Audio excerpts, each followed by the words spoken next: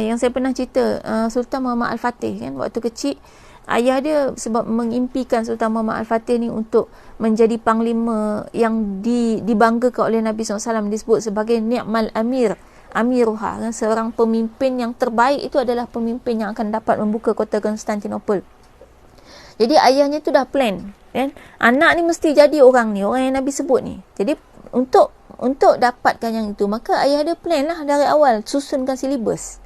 Itu kita kata peranan ayah dalam mendidik anak tu, dia menyusunkan silibus. Jadi salah satunya ialah dia mencarikan guru-guru yang terbaik yang ada dalam dunia pada ketika itu, dan dihantarkan Muhammad Al-Fatih kepada guru-guru yang terbaik tu. Jadi sebenarnya guru-guru Muhammad Al-Fatih tu adalah manusia-manusia pilihan dah. Jadi ada salah seorang daripada guru Muhammad Al-Fatih ni yang bila dihantar Muhammad Al-Fatih kepada guru ni, Muhammad Al-Fatih ni selalu kena rotan tanpa sebab. Kalau kita adalah murid yang mempertikai, apalah, lepas tu balik pula mengadu pula dekat ayah kan, tengok dia tahu saya ni anak khalifah, kenapa dia pukul-pukul saya suka-suka hati kan, saya tu selalu kadang-kadang dipukul, saya tak buat salah apa-apa kan, tak, dia tak mengadu.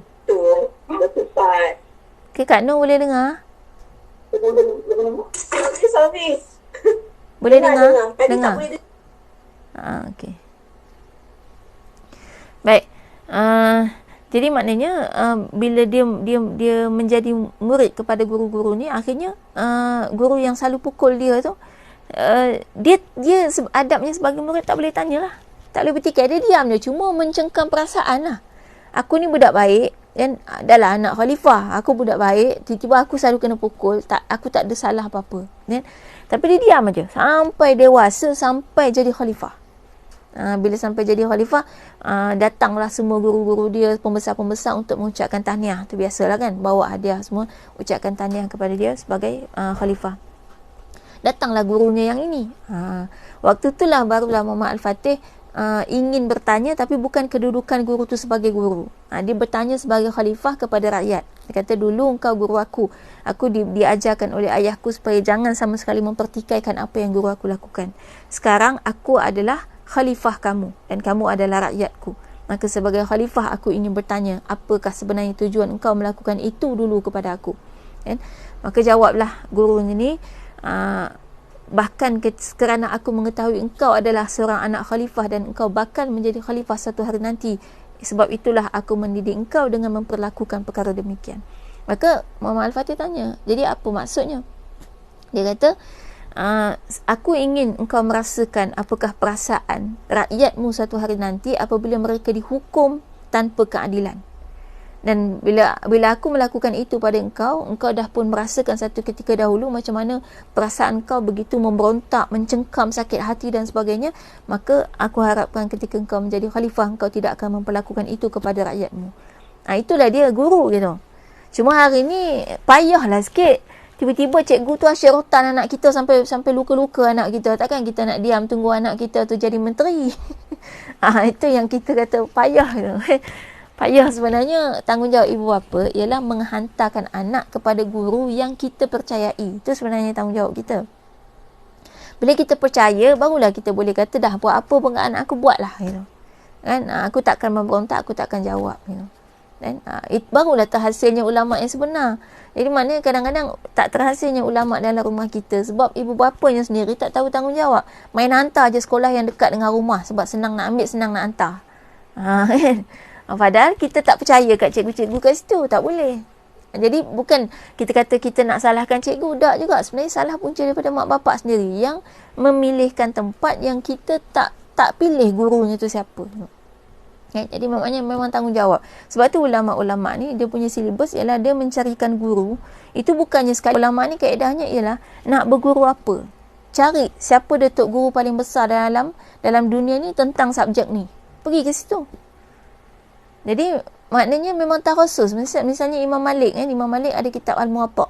Semua orang yang nak belajar kitab Al-Muwatta' pergi dekat Imam Malik. Satu dunia pergi. Selesai hak tu berapa lama? Okey, dah selesai. Pindah pula kepada guru lain. Tu kaedah dia dalam Islam. Jadi tu maknanya konsep kita kata supaya tidak berlakunya fitnah dalam kehidupan kita. Jadi maknanya satu kaedah maknanya dengan guru tu itulah kaedah dia. Itu Itu kaedah dia. Saya ingat pernah ada juga, alhamdulillah saya jumpa dengan orang yang masih ada lah manusia yang betul-betul belajar dan percaya dengan guru. Sebab kita kalau tak dapat, kalau kita tak amalkan yang ini, kita takkan dapat ilmu tu. Sebab orang jahil selalu mempertikai kan. Saya ingat lah buat perangai-perangai orang kita suka bersosial. Tak boleh sosial di alam nyata, pergi sosial lah ke alam maya. Memang pengguna media sosial tertinggi, antara 3 tertinggi di dunia tu Malaysia. Kan? Ikut persen lah, bukan ikut jumlah. Kalau jumlah kita tak ramai penduduk Malaysia ni sikit. Baik. Jadi maknanya kita kata satu konsep adalah manusia ni bila mula bergantung sangat-sangat dengan gadget, kita bila tak ada gadget kita akan mula tak tahu nak buat apa. Jadi hati-hati ni, siapa yang mula rasa bila tak ada gadget tak tahu nak buat apa ataupun asalkan fikir nak buat apa je, gadget yang kita fikir. Kan? Bila duduk je tak tahu nak buat apa, kita ambil gadget. Kalau itulah yang ada dalam kepala kita, bimbang-bimbang, kita tu akan mengikut Dajjal. Satu ketika mana semua teknologi ni akan dicabut, tak ada lagi dalam dunia ni. Memang menjelang kiamat itu akan berlaku. Tak ada lagi gadget dalam dunia ni yang boleh berfungsi. Waktu tu kita dah tak ketahuan hala dan hanya Dajjal yang menyediakan semua tu. Sebab teknologi ni semua teknologi Dajjal. Teknologi orang beriman ni cahaya yang takkan boleh ditembusi oleh Dajjal. Sebab tu kita mencari cahaya. Nak usrah, dia tak pakai ni WhatsApp bagi tahu okey kita jumpa di tempat sekian-sekian, jam sekian-sekian. Tak pakai. Teknologi tu semua boleh ditembusi oleh Jamal Abdul Nasir dan konco-konconya. Semua boleh ditembusi. Dan satu je yang tak boleh ditembusi, iaitu teknologi cahaya. Jadi ketua dia pada masa tu pakai bisik dalam hati je, aku nak jumpa anak buah aku di tempat sekian-sekian, jam sekian-sekian. Itulah teknologi cahaya. Dan makluman tu sampai berkumpul semua di tempat yang sama.